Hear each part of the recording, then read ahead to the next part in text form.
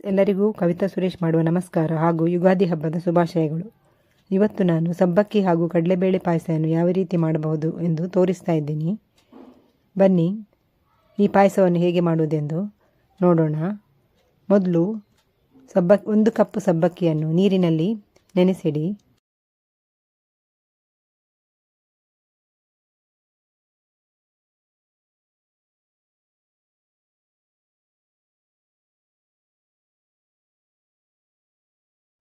ಇದೇ ರೀತಿ 3/4 ಕಪ್ಪು ಕಡಲೆಬೇಳೆಯನ್ನು 5 ನಿಮಿಷ ನೀರಿನಲ್ಲಿ ನೆನೆಸಿಡಿ.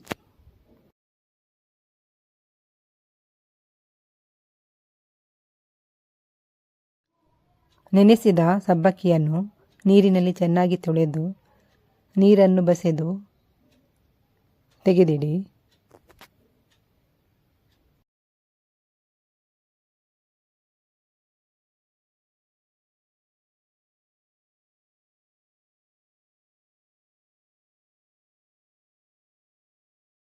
ಈಗ ನೀರಿನಲ್ಲಿ ನೆನೆಸಿಟ್ಟ ಸಬ್ಬಕ್ಕಿಯನ್ನು ಬೇಯಿಸೋಣ.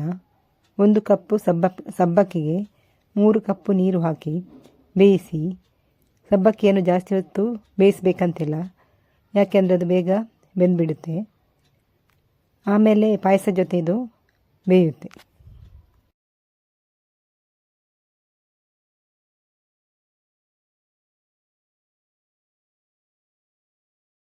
ಇವಾಗ ನೀರಿನಲ್ಲಿ ನೆನೆಸಿಟ್ಟ ಕಡಲೆಬೇಳೆಯನ್ನು ಚೆನ್ನಾಗಿ ತೊಳೆದು ನೀರನ್ನು ತೆಗೆದು ಕುಕ್ಕರ್ನಲ್ಲಿ 5 ವಿಷಿಲ್ ಬೇಯಿಸಿ.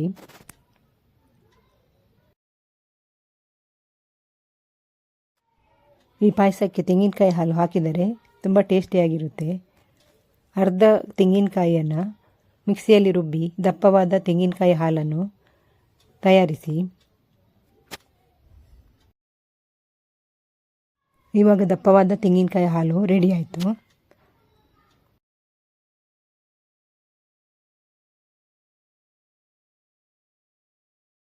ಇದೇ ರೀತಿ ಮಿಕ್ಸಿ ಮಾಡಿದ ತೆಂಗಿನಕಾಯಿಯನ್ನು ಇನ್ನೊಂದು ಸಲ ಮಿಕ್ಸಿ ಜಾರಿಗೆ ಹಾಕಿ ತೆಳುವಾದ ತೆಂಗಿನಕಾಯಿ ಹಾಲನ್ನು ತಯಾರಿಸಿ.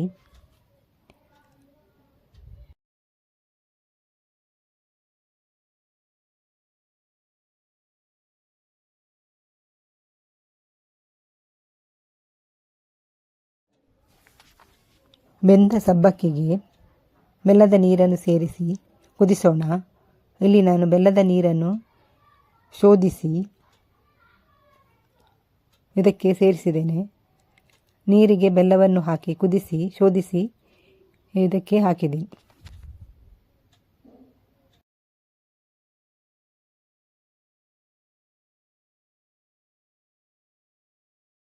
ತಳ ಹಿಡಿಯದ ಹಾಗೆ ಇದನ್ನು ಸೌಟಿನಲ್ಲಿ ತಿರುಗಿಸುತ್ತಾ ಕುದಿಸೋಣ. ಬೆಲ್ಲ ಹಾಗೂ ಸಬ್ಬಕ್ಕಿ ಚೆನ್ನಾಗಿ ಬೆಂದ ಮೇಲೆ ದಪ್ಪವಾದ ಹಾಲನ್ನು ತೆಂಗಿನ ಹಾಲನ್ನು ಇದಕ್ಕೆ ಸೇರಿಸಿ ಕುದಿಸೋಣ. ಈ ಪಾಯಸಕ್ಕೆ ಪ್ಯಾಕೆಟ್ ಹಾಲು ಸೇರಿಸಿ ಪಾಯಸ ತಯಾರಿಸ್ಬೋದು, ಆದರೆ ಇದಕ್ಕೆ ಸಕ್ಕರೆ ಹಾಕಬೇಕು, ಇಲ್ಲದಿದ್ದರೆ ಇದು ಪಾಯಸ ಒಡೆದು ಹೋಗುವ ಚಾನ್ಸಸ್ ಇರುತ್ತೆ.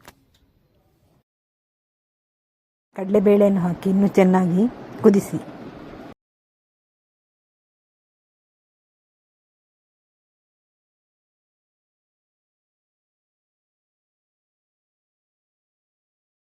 ಸ್ವಲ್ಪ ಹೊತ್ತು ಕುದಿಸಿ ಆದ ಮೇಲೆ ಇದಕ್ಕೆ ತೆಳುವಾಗಿ ತೆಗೆದಿರುವ ತೆಂಗಿನ ಹಾಲನ್ನು ಸೇರಿಸಿ.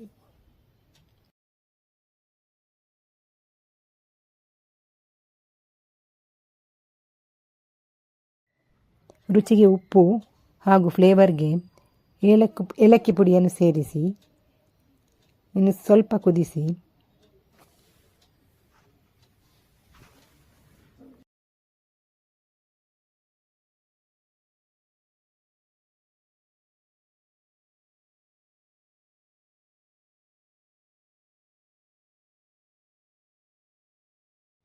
ಕೊನೆಗೆ ಪಾಯಸ ಚೆನ್ನಾಗಿ ಬೆಂದ ನಂತರ ತುಪ್ಪದಲ್ಲಿ ಹುರಿದ ಗೋಡಂಬಿ ದ್ರಾಕ್ಷಿಯನ್ನು ಫ್ರೈ ಮಾಡಿ ಇದಕ್ಕೆ ಸೇರಿಸಿ.